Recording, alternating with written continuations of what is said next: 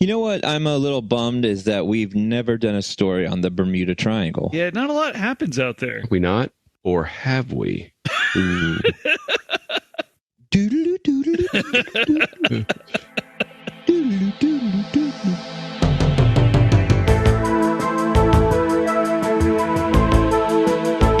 Welcome to INS, the International News Service, your source for the most important weird news from across the globe. With news analyst Kevin Harrison, actor, comedian, and musician Mike Wiebe, and professional commentator Brian Camp. INS, the news you need.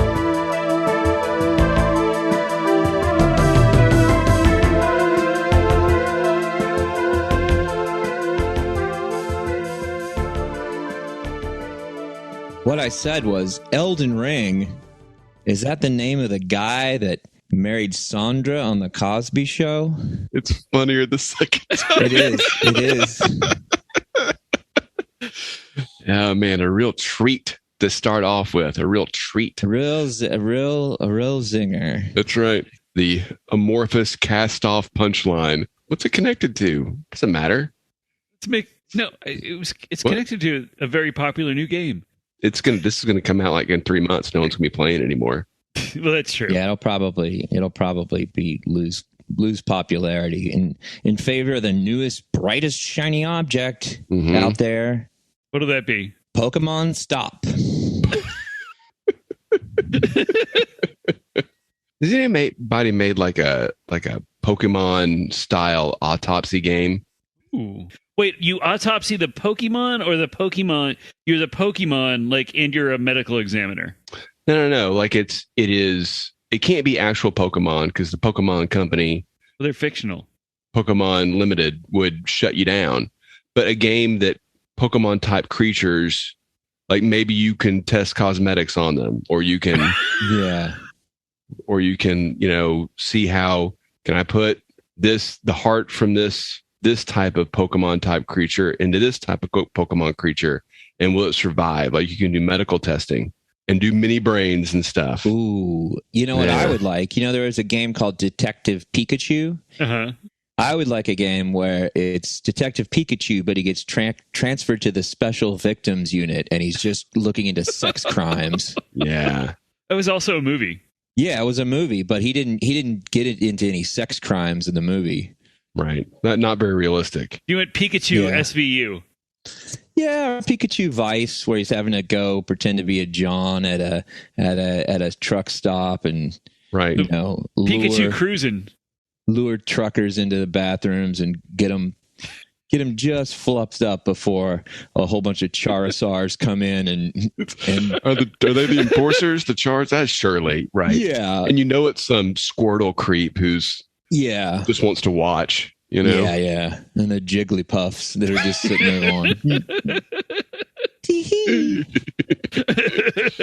You say Jigglypuff in a funny way, Mike. I think you put an extra syllable in there. We're just a hair too old to be really on the Pokemon train. But there's people that are not that much younger than us that really spent time in that wonderful, wonderful world. Well, we're trying to develop a younger listenership to add to our growing demo. Yeah. We need to start attracting listeners who are under 65. Right. Yeah, we want to get some listeners in their early 40s, children. Do you guys want to talk about Razor scooters? Mm-hmm. Oh, yeah, wow. I was one of the first people that could ever pull a kickflip on one. That sounds like something you believe about yourself. It's something that I did. I do believe in myself. And that's probably the only reason I was able to pull off that kickflip when everybody told me I couldn't. Right. You have to get it really high because the bar is pretty. I can see it in my head. It's almost magical in a unbelievable fantasy world kind of thing. Yeah, there's a skate park called Fantasy World is where I pulled it off. Is that in Bedford? Yeah, it's in Hurst Euless, Bedford. What HEB really stands for. Mm-hmm. Hearst Useless Bedford. Take that. That's what we called it. For our international listeners, there is a set of 3 cities in Texas called... Are they really 3? HEB, or Hearst Euless Bedford. Okay. Mike just humorously called Euless useless. Useless. That will show them. Unrelated to anything, Hearst Euless Bedford has in Texas, north central Texas, Hearst Euless Bedford within the DFW Metroplex has the largest concentration of Tongan people in the continental, or the continental states. Really? That's interesting. It's so it always. I mean, I guess it's just a thing of like a couple people in a community moved to one place and said, "Hey, this is pretty cool," and a bunch of other people moved there. But it always, just like Minneapolis, Minnesota has a really big Somali population. Yeah, heard that. Strikes me as odd. That's a little. That's a little bit of a factoid from the International News Service. The American melting pot in action. That's right. Welcome to the International News Service. We're your hosts. I'm Kevin Harrison, along with... I am Brian Camp. And I am Tonga Troy. Rhymes with Tonka Troy. Tonka Toy. Tonka Toy. Who are you really, sir? Hey, I'm Mike Wiebe. Who's that next to you? Where? Oh, I don't see anybody. Oh, no. That's weird. He's probably doing water aerobics at the Betty Ford Clinic right now. Just taking it day by day. Just Mark Ryan and a bunch of silver screen stars of yesteryear that are addicted to amphetamines from staying up too much when they were a kid to keep performing, to be in. He's hanging out with every member of the Little Rascals that's still alive. I don't think any Spanky, of them are still alive. Darla, Alfalfa, Buckwheat, Stymie. Pretty sure they're all dead. Froggy, Stenchy. Remember Froggy? The kid with the Froggy. Huh? Shemp. No, Shemp was the superior stooge. That is INS Cannon. Not canon. INS Cannon. No, it didn't ever got. That's not canon anywhere. Established INS fact. Superiority of Shemp. In the camp household. INS. Cannon. I don't even know I doubt your whole family feels that way. Probably not. Probably not. I know we've talked this before, but are the Three Stooges still the go-to? This is how men and women are different. Men like the Three Stooges. Women just could not care less. I've always said men like the Three Stooges. Women don't like to laugh and won't allow men to have fun. In our efforts to grow our demo. That's not INS canon either. It's probably not a good idea. That is not. In fact, the majority of our listeners are female. Right. I'm kidding. They just don't want me to laugh. Okay. Fair. And they're all Shemp fans.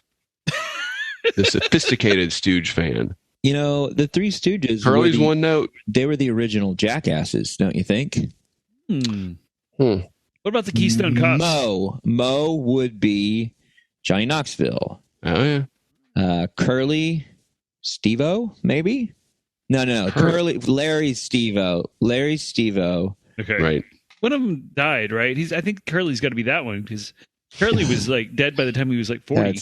Jesus, Kevin. Wow. I don't think. I'm abandoning this analogy. Yeah, that was before we already bombed out.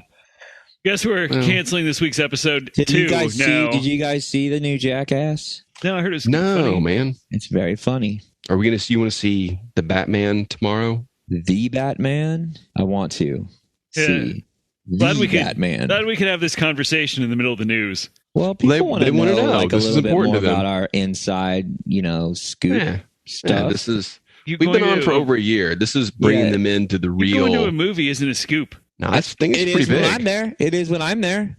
You don't think they take pictures of me walking down the red carpet?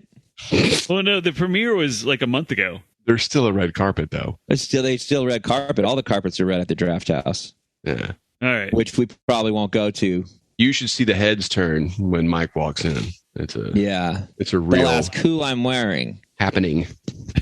Who will you be wearing? Who I'm wearing. I'll say the skin of Mike Wiebe. Ha ha ha ha ha. And they all laugh and then mutter to each other about how clever that was. Clever, clever, clever. So our first story. Oh, we're doing news? Is that what we're doing now? Our first story was submitted to us by former guest Dave Sherrill. How you doing, Dave? Oh. Hey, Dave. Dave painted a painting for my show. It's called Excelsior. It's every first Thursday of the month. He painted an Excelsior flyer for us. Change the name? Can I ask you about Abracadabra? When you start that, do you interrupt the beginning to promote this? Is that something you do when you're doing Shazam? I don't know what you're talking about. So, because you keep referring to things that don't exist. Well, no, the comedy thing you do. It's like what's it called? If you say what it's called, then I'll answer your question legitimately. If you say the correct name of it, I will 100% tell you what. I think I said the name. I don't think you did. Shazam. It's not Shazam. It has been Shazam. Okay, it's what is it? Never been Shazam. Is it Sesame or? I know it's not Tada. It's not even a magic name. Are you sure? I'm positive. I'm pretty sure it's a magic name. No, Excelsior is not a magic name. It's just a name of fantasy and wonder. I think, but isn't it something you exclaim upon, like pulling a rabbit out of a hat or sawing somebody in half? The way Stan Lee signs off his essays. Is he an essayist? Excelsior. It sounded like Jim J. Bullock reading a strip of Super Cow. All right, Dan. That's a. If any listener got that, please write in. That's our because I appreciated it a lot. You're probably the only one. But that was definitely like when Rocky said, "Who is this for?" So, all right, never mind. So this story was submitted by former guest Dave Sherrill. It comes from a report at the National Institutes of Health. Oh, the NIH. Of Health. The National Institute of Health. That would be scary. That would be a scary university. Yeah. Why would it be a university? Because it's an institute. Are all institutes universities? You don't think that's how that works at all? Wait, institutes aren't universities? No. Sometimes. MIT is an institute of technology, and that's a college. That's a university. yes, Michael. So anyway, this comes from the National Institutes, but not Universities of Health. Well, I'm saying like there's the ITT. It's a school, but it's not a university. I don't think MIT's not a trade school, is what I'm saying. It's not like you're just going to get it's not like going to become a mechanic on motorbikes or something. Right? No, it's not. I mean, it is. You are getting training. You're getting specific training.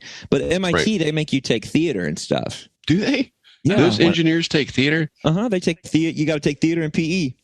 No offense to engineers, but I imagine those are some very stale shows. That's what got me into acting, really, was my MIT years. Right. I went in on a molecular biology degree and ended up transferring to musical theater. Is this before or after Yale? This is before. Okay. Well, that makes sense. Okay. MIT is a classic Yale feeder school. Well, then Yale, I went and I studied all the things I studied there with a minor in Taekwondo. Mm-hmm.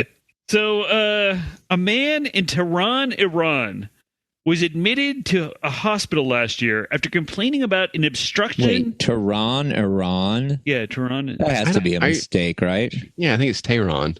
Yeah, but that'd be like having a place called a town called Fexas, Texas.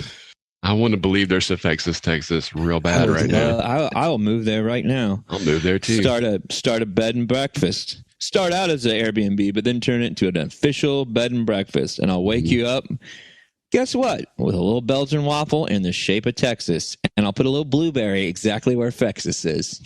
Can I be a local handyman who shows up to fix things, but I'm not real good at it? Yeah, unannounced. Right, but I'm the only guy in town who can yeah, totally. And sometimes you'll wake up and the people will wake up and you'll already be in there smoking a cigarette and eating a bite of their Texas shaped waffle and go like, you don't mind, do you? They never get their blueberry because I've always just eaten it. I have no idea where Texas is.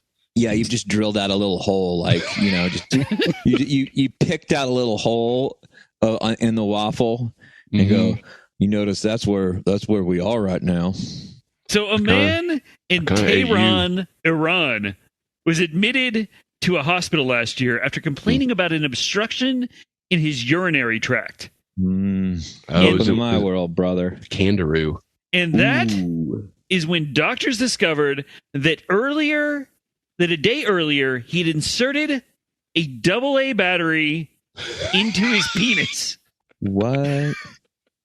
The report said the battery was removed without surgery. AA, not AAA? AA. That is a wide gauge urethra. That is I feel like you need to start with or at least just get put a lightning charger up there and hook it up to a battery.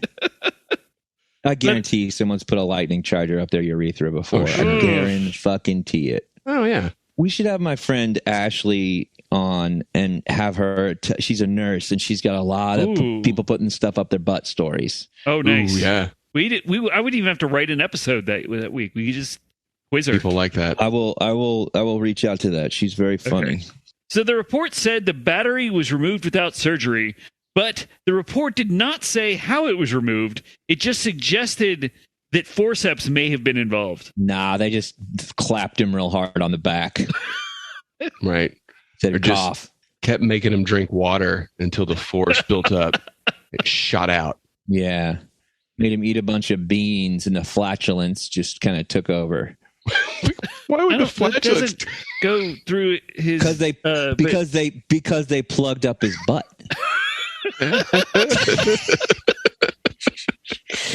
I'm too old to be saying things like that and getting so much mirth out of them.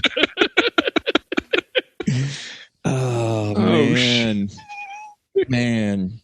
It's like something like that just flies out of my mouth. And then I like wonder why I don't have a retirement plan. So the man was readmitted to the hospital 5 months later because it turned out the battery had caused urinary blockage complications in his penis, and those did require surgery. Like what kind of complications? It didn't say. The report was pretty short, really. It had some pictures, and I will not show you those pictures. I want to see the pictures. No, it's just gory. Did it look like a slit open hot dog? Like you're going to make a hot dog sandwich? No, it looked like your pre-hot dog slurry, really. Okay. Hot dog sandwich. I would rather see the pictures of the cut up penis than a hot dog sandwich. Man, you cut hot dogs in half lengthways so they don't stick up as much. Yeah, no, I remember.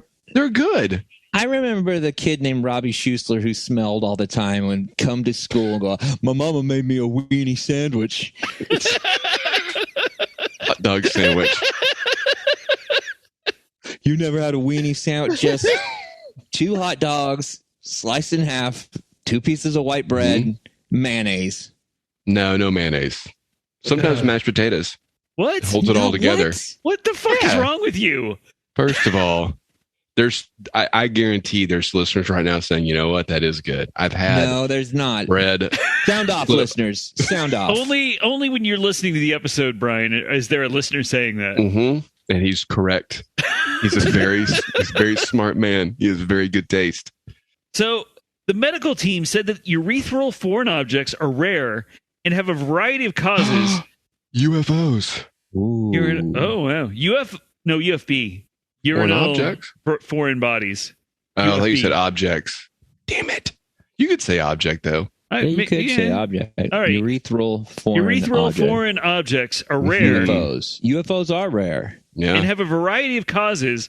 And they listed 2 causes, which were psychiatric illness and intoxication, which makes me think, because those don't involve your urinary tract, that they'd list those because those are the common causes of intentionally putting something in your urethra.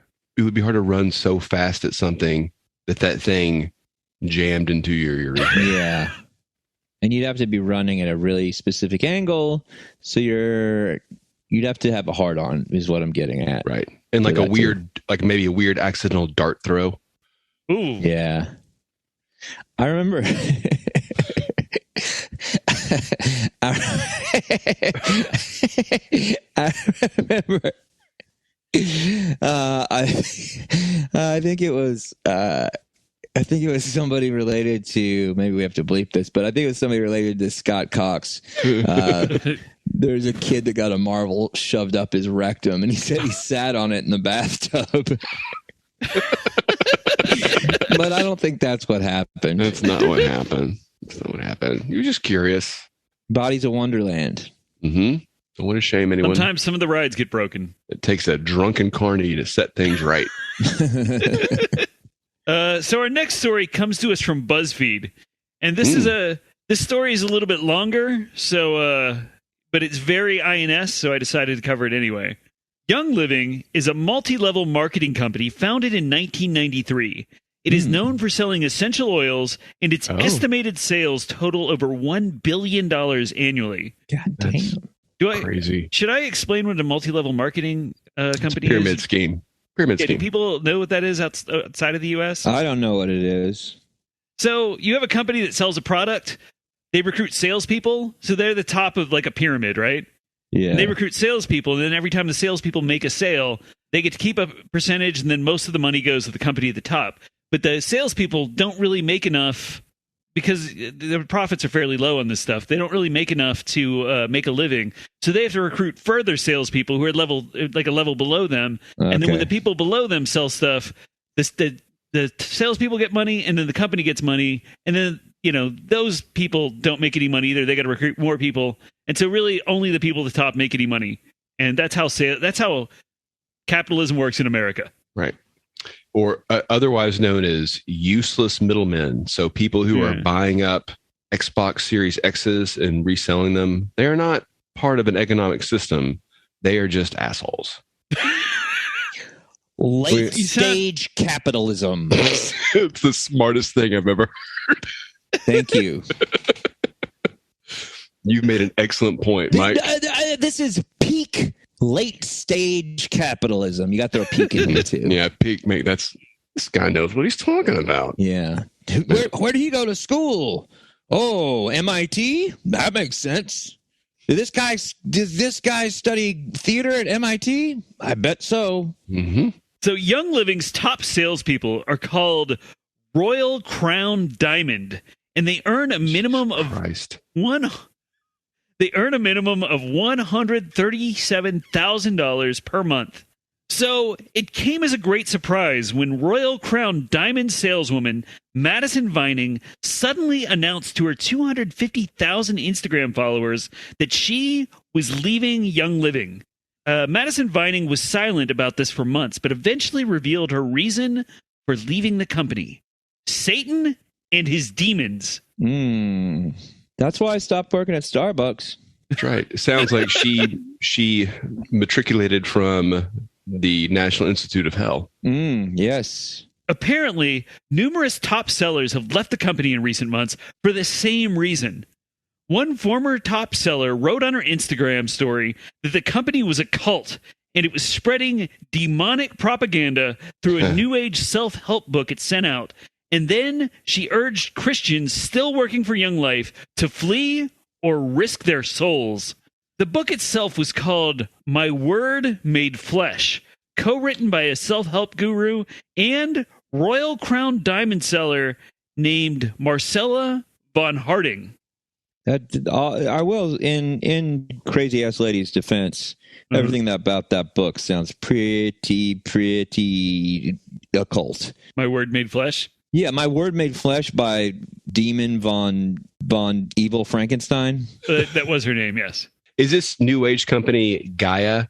And are they affiliated with the Blue Avians? No, not as far as I could tell. I did find the book. The book was available on the publisher's website for $78, but it has since been scrubbed from their site entirely. Probably full of spells. Yeah.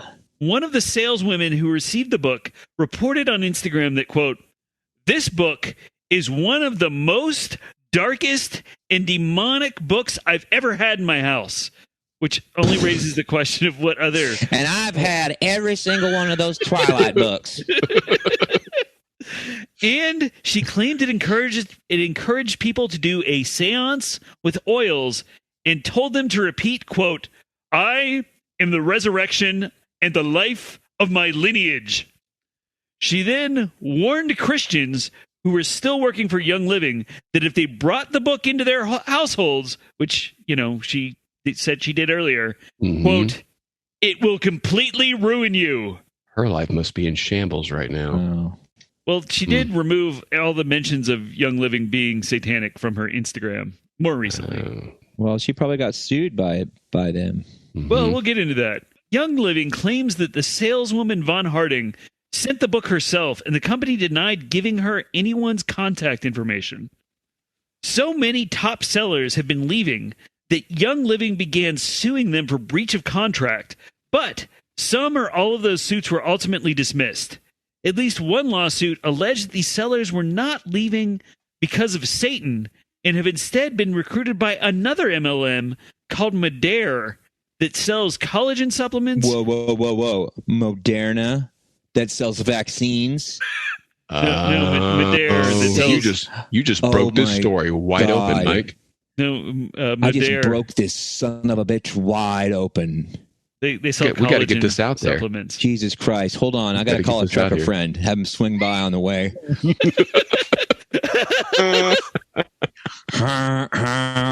We got a great big convoy tonight.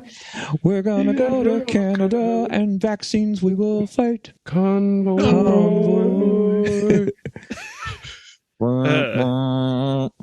So Madare sells collagen supplements, and according to the lawsuit, it's poaching Young Living's best sellers.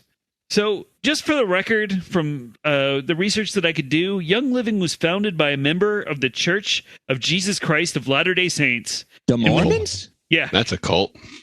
Well, that's fair. They would disagree with you. As would all cults. Well, the cult of personality would not disagree with you. Neon lights, Nobel Prize. When that leader dies. Jeez.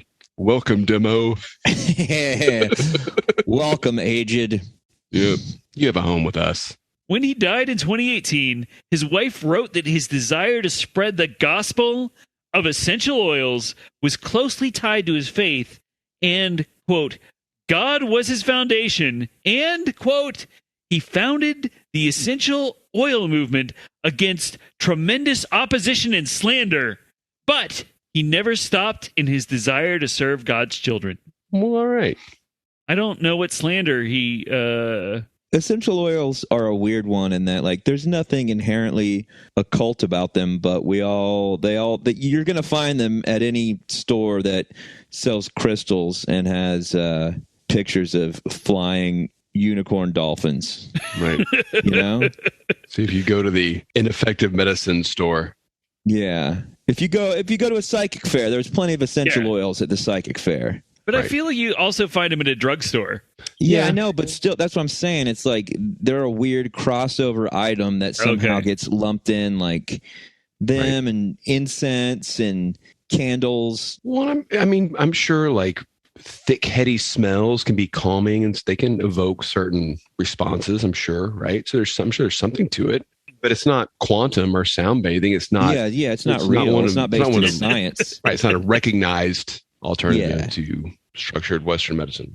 It's not something that you can go to a school for, like MIT. No, not at all. Is that where you majored in sound bathing? I minored. They hadn't. I think when Mike went, they had yet to really fully embrace that department. Wasn't as large and as well known as it is now. Yeah, they didn't. Their professors weren't as accredited and as illustrious as they are now. They didn't have some of the big heads in the field. Right. Like Dave Coulier. So our next story comes to us from Fox 2 in Detroit. Oh, Detroit. Ooh, that's where RoboCop's based out of. Let me ask you something, Mike. You got a TikTok, right? I do have a TikTok. It's at Mike Wiebe 69. And that is not a joke. What do you get a couple million views on your videos? What do you get? I don't use it very much. I use it to make promos for INS that I I use their little tools because you can like make faux green screens real quick on there. That's cool. A man named Chosen Hannah is a TikTok dancer who posted videos with as many as 1 million views. Yeah, that's good. That's a lot of people. That's a lot of views. Mm-hmm. But police in Michigan claim he's also a serial robber. Oh, like Fruit Loops and tricks and stuff? SERIAL. Kicks. Kicks. That's how he gets his kicks. That's how he gets his literally. Kicks. Well, literally. That's good. Interesting you say that because it seems the shoes he's wearing in the videos, white Nikes with red accents, match the same shoes as someone who committed 4 armed robberies in the Detroit area between December 1st of last year and February 1st of this year. You know, Kevin, I've got to jump in here and just let everyone know that resellers have ruined the shoe market as well and serve no purpose except to line their pockets. They don't contribute to the supply chain at all. Yeah, they're not real sneakerheads. Mm-mm. I also don't understand how they say he's a serial robber, but he committed 4 robberies in 2 months. That doesn't. Well, how many do you need to be a serial? That's more of a spree robber. Okay, yeah, I'll support you there. Like Sweet Tarts. Yeah.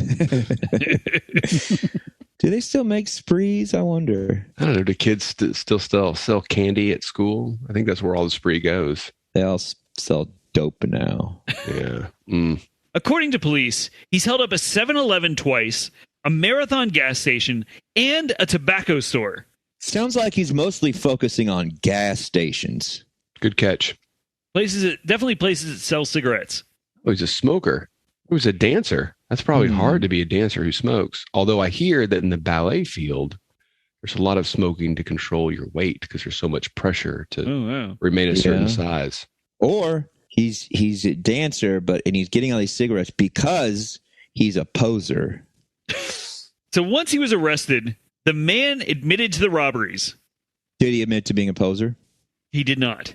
Apparently, TikTok does not pay very much for its views. I looked this up, and 1 million views nets users about $50. Jesus Christ. Yeah. So because people are reselling shoes, he had to turn to a life of crime just to get his feet covered. No, he already had That's the lesson here. Oh, never mind.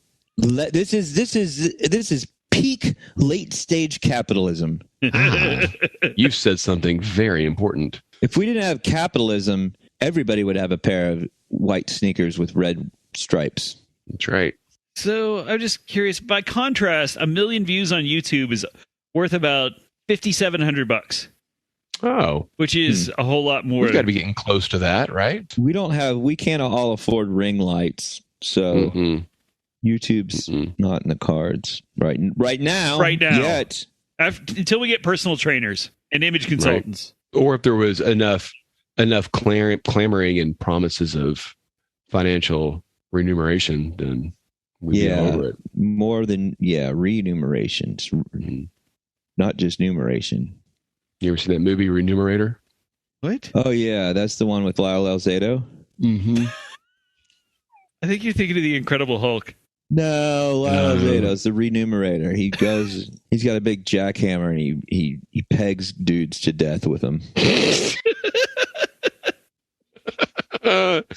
That sounds like the movie I saw.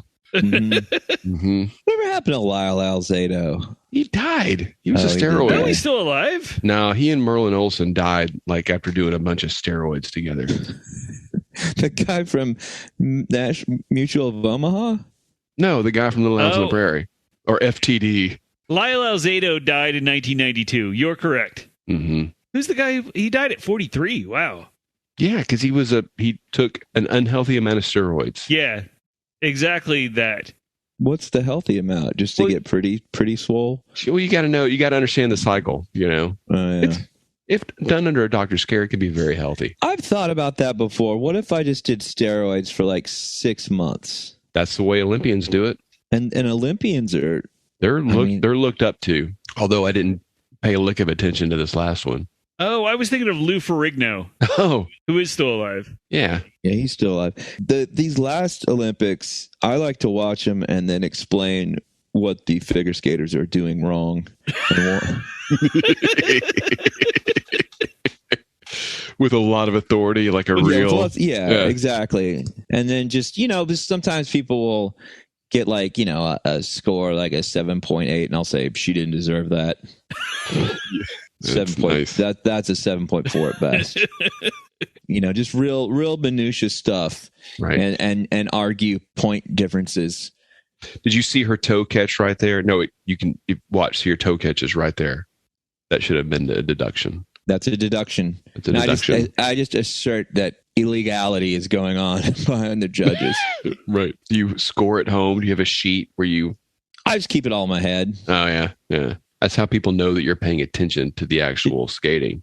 Did they can't take notes? Yeah, they need to know that. I just need people to know that if there's a sport on, I know exactly how it works and every rule, and I am the authority. How's that? Did they do bobsledding again this year? Do they still do that? They got to still do that. Yeah. See, that looks fun. Does kind of look fun. Even when they flip over, it kind of looks fun. Yeah. Wasn't this the first year that the Jamaican bobsled team qualified since the 90s or 80s when they were made famous for it? How were they made famous? Was there a film or something that captured... Well, first they were famous just for competing in it, and then they made a movie based on them competing in it. But in the movie, they won a gold medal, whereas in real life, they just were in the Olympics. That's like a gold medal. Yeah, pretty much. I mean, what are you going to do with a gold medal once you got it? Melt it down and sell it, I guess. Yeah. Turn it into... I would turn it into a grill for my mouth. Oh, yeah. And then you could wear it out. And not, you wouldn't be douchey if you're wearing it out. No, you earned it. Yeah, if you wear a gold medal, Olympic gold medal, you get one night that you can go to a party and wear it. Maybe on the plane ride home, right? You can do that, and then after that, you're a fucking douchebag if you walk around with your gold medal. But if you put it in your teeth, go to famous jeweler TV Johnny in Houston, Texas, get that thing melted down, put in your mouth, get a couple of diamonds in there. Say the ice in my teeth keep the crystal cold. You ready for our next story? Oh man, I cannot tell you how ready I am. I'm hoping that... Yes. I believe we've had 3 stories so far, all of which occurred in the United States. No, thus making this... Iran? Oh, that's right. The penis guy, the AA battery. Never mind. Yeah. Man, how do you get a AA battery in your penis? I think you just throw it way up in the air, then you grab your dick and just keep trying to catch it. It's not a grape. If I can disclose a little bit of information, I've never put anything in my penis hole. Anything. And I gotta be honest, I'm not 100% happy with my dribble rate. I'm confused. Like with the... When you say dribble rate, the stream of urine leaving your penis, is that what you're... The post wrap up. Oh, sure. Okay. Sure. The post tightening. Yeah. Right. When you close off the valve. Right. I'm not in love with that. It could be if there was a maintenance, I'd probably get it done. Yeah. So this guy, he had a battery up there. Yeah. I know. Is it ever? I mean, how does he even close it off? Where were you half an hour ago? Are you suggesting that this was a prescription battery that he had in his penis? No, I'm saying that from here on out, I don't think he should have done that, is what I'm saying. I don't think he should have either. I think everybody who heard the story is on your side there. Right. I mean, there are people that are into that, but... The way you guys made it sound was like this guy's your big hero. And that he's your that you want to go get posters of this guy on your wall. And I'm saying, I'm offering a different viewpoint. I'm just saying now he's got a loose... There's not really a word for that hole that your urine comes out, is there? The urethra? Yeah, urethra. Yeah, but that's not a pot. That I always thought urinary that's the tract. Tube. Well, that's the tube. That's the tract. You pass kidney stones, and that goes through your urethra. Well, I feel like we should call it the dick hole, or something equivalent. I think it should get its own name. I don't like either one of those. They're too derivative. I think they need to get their own name. Right. Like we call it a Chandler. Anyway, this guy's Chandler's going to be so loose that he's not even going to be able to... Are you naming this after the guy on Friends? Yes. Look at him. Look at him. Yeah. I can see it. But I think it stretches back, man. I mean, like if you pass a kidney stone, it's not like. But kidney stones are really small. No, man. Like way smaller they are smaller than a AA battery. I think you're normally right, but I would be willing to bet that there is some Guinness or other record-keeping source that has measured kidney stones larger than a AA battery. And it looks like when they're getting the tracking device out of Arnold Schwarzenegger in Total Recall. That's exactly what it looks like. A prosthetic head, and he's like, "Rah!" What was the thing that happened when he threw? Didn't he like take a head off? Like, get ready for a surprise.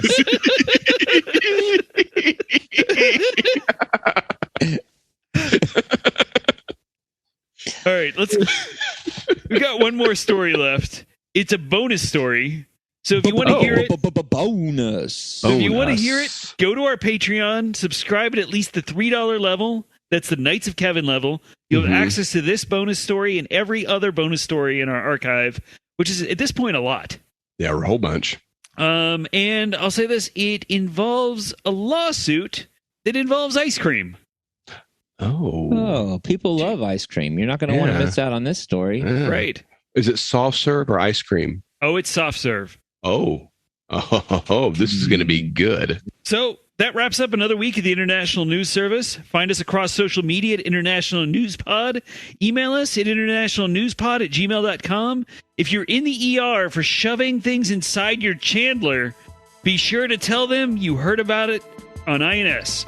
Check out the INS merch store at Redbubble and our Patreon. We'll see you next week. See you in heck. I had that as pee hole, and I changed it in real time. I liked it. No, I liked it. I had that as pee hole. Thank you for listening to the International News Service. Don't forget to rate, review, and subscribe to the podcast. INS, the news you need.